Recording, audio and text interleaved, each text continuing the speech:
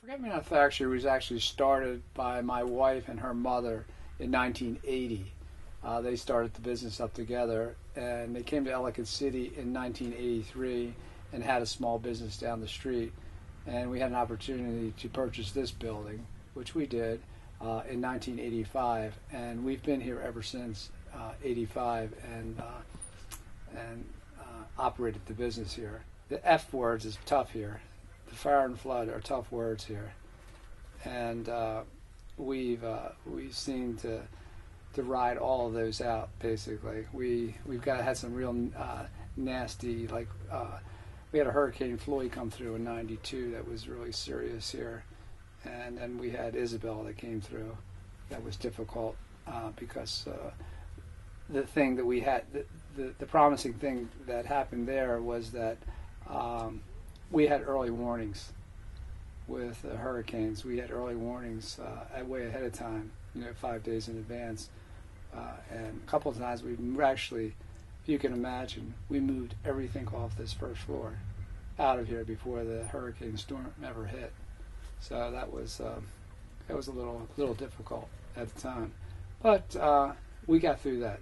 We were here for the fire in '85 where Ellicott Square is, and that was a trying time too, as well, because we had to put up with a lot of construction and a lot of stench from that. The burning buildings is these a scent in your sinuses, and also stays in the building for a while until the air clears and everything is saturated. Yeah, it was quite a nice day actually for business, and the weather was fine.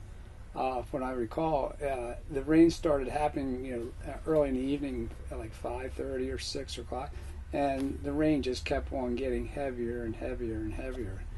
And I live here in this particular, where we're talking right now. I live in this building, and I noticed that the water was coming down so bad, it was going over our retaining walls in the back. It was like waterfalls in the back. They were just coming over and onto our patio, and I said, "This is way too much water." So I came down that evening about 7:30, and I asked the girls, "I think we need to pull everything in from the outside, because it was a lot of rain, and because it was coming in from both sides of our building. It was actually coming in the doorways upstairs on our third floor. So this was nothing light, to say the least. What had happened was that after they left, my girls pulled everything from inside, and the water was, it takes about 5 minutes to pull everything. We put a lot of props and stuff outside and decorations, but when they pulled everything in, the water started jumping the curb outside. And by the time we turned around and locked the doors, the water was coming into our shop. In this doorway and those two doorways, it was coming in. So, of course, we went upstairs. We had to go upstairs because the water, becomes energized as soon as if it gets into electrical outlet. So, we actually shot upstairs, and we started moving product because we saw how fast it was moving. I came outside. I went upstairs. I went out onto the balcony of our building. All of a sudden, I just saw waves of water coming down the road. It was truly amazing. There was no reaction time whatsoever. Like I said, when I went upstairs, it just started coming in. And we're not calling a little bit of water. We're talking about this much water coming in, 2 or 3 feet of water coming in at once. So it was an enormous amount of water that was flowing, and the velocity of it was incredible. I went out on the balcony, and I looked out the balcony. It was the most incredible sight you ever want to see. Here's cars coming down the street. They looked like they were coming down the road so quickly. There were so many of them. They were like moving at 15 or 20 miles an hour, with merchandise all around the outside of the cars on both sides. All the merchandise was being forced between the buildings and the car, and they were all being pushed down to the street. So at one point, I watched a little bit because I wanted to see where all these cars were going to end up. But all of a sudden, it knocked down the stone retaining wall alongside the Tiber here, because they would all been piled up on the bridge. But the stone retaining wall it broke open the stone retaining wall. All the stones went into the river. Then the car started to deposit into the water. Then that's how we got all the vehicles in the car, the 30-odd cars that got into the river. Two things happened, but probably very short in between, really very quickly. One car came down. It was moving such velocity, it knocked over the clock like it was like a toothpick. It just clipped it off. The car flipped over and hit a telephone pole alongside. I thought the telephone pole was going down, but it didn't. And it just bounced off the pole and went into the river. And then the other one this was phenomenal. There was a guy from what I found out later, he was a valet driver. And he was holding onto the car door of a vehicle that was spinning around. There was like 4 or 5 cars spinning around in front of this building out here, right in front of Discovery's. And he was spinning around. All of a sudden, he got knocked off. When he got knocked off, like it was within 35 to 40 seconds, he went down the street, and luckily he hit into the sidewalk over here, got a hold of the railing of where Z-Bop is. And he was standing there in Z-Bop, and there was a young lady still working there. She was inside the building. She grabbed him and got him into the building. Otherwise, he would have been going down the river with the rest of the cars and the merchandise. You have to realize there's nothing you can do.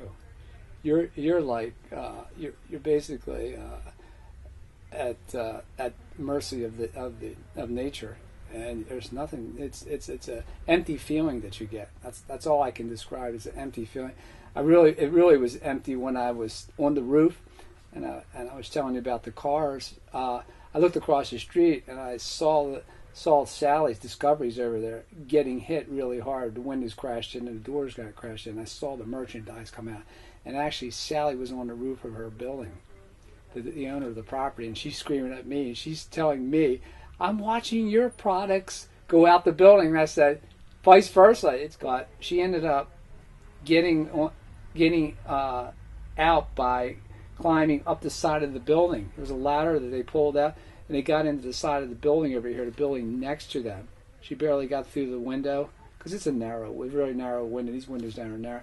And she got up, and they helped her get out through the building.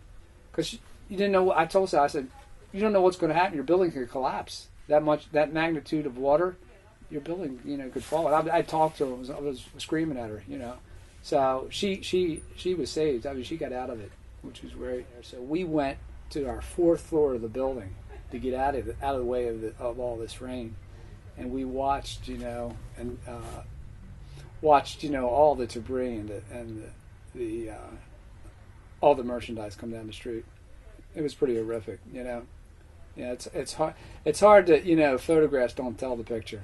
When you're looking at it, it's pretty incredible. Well, as soon as we were up at the top floor, and I saw that the rain had completely slowed up and almost stopped. It did stop, and I could see the blacktop of the street from the 4th floor. I said, "It's time for us to exit," because I didn't know what was going to happen. I saw too many things before in the past where you have gas lines and all kinds of stuff, breakage, and my biggest fear was electrical. If there's any electrical fires, we need to get out of the area, especially if we have any problems with anything else. So we came down the side gate. I had to break open the gate, our black gate. We came to the side because I didn't want to go down through the building because the water was still on the floor, and from what I could see, the electric was still on. So we came down the stone steps and exited out the side of the building, and then this was pretty incredible. I came out and walked in front of our building. I looked at our building. Both of our display windows, all the windows were crashed in. The displays themselves were lifted up off of their bases and pushed out away from the building.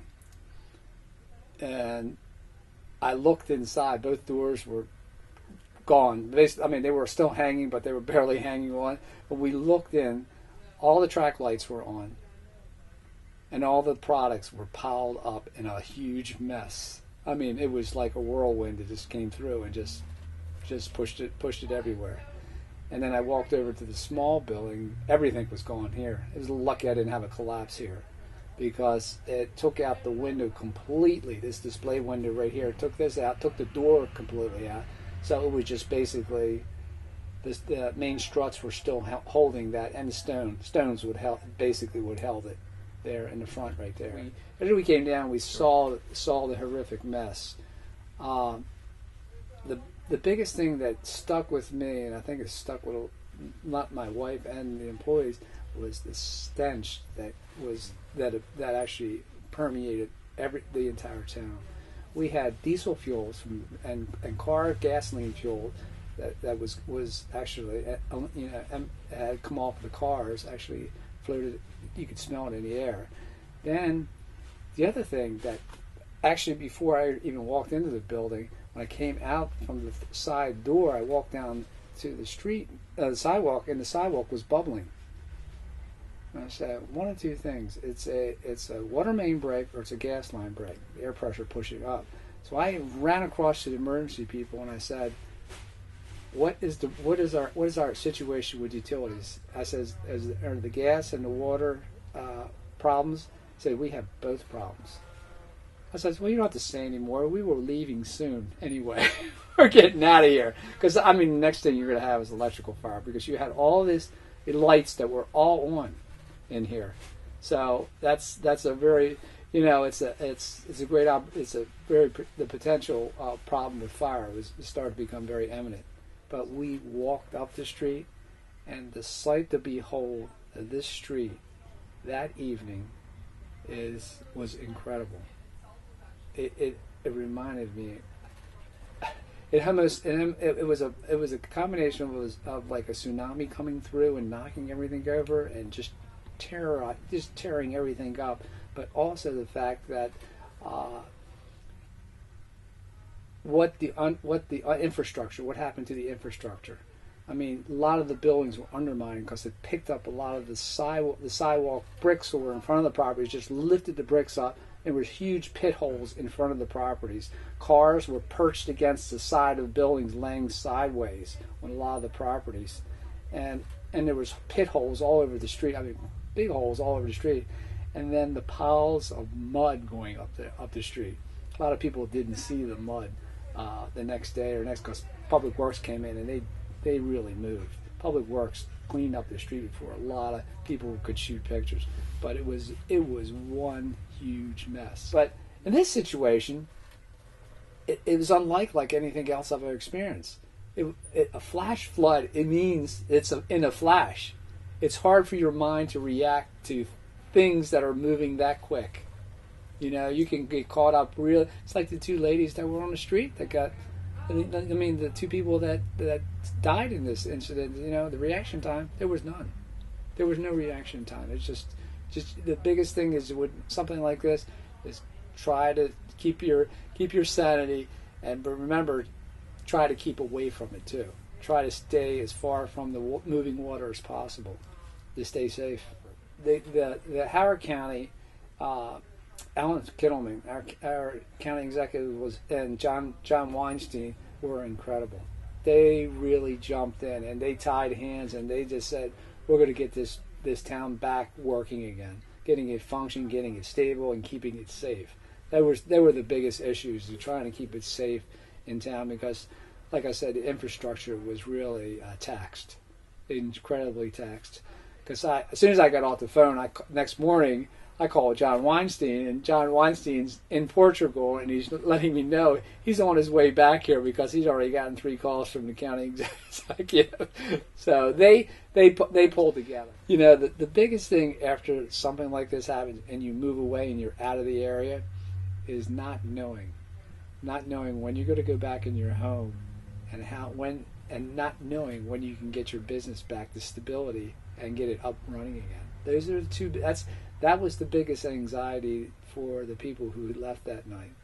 That was the 2 toughest things, because we all experience, we all talk about it, but it was really, really tough to get through that. Especially the first months. They weren't letting us in, first off, and I understand they weren't letting us in because it's a huge safety issue. You got to get your infrastructure safe before you can let anybody in. It's too much of a liability.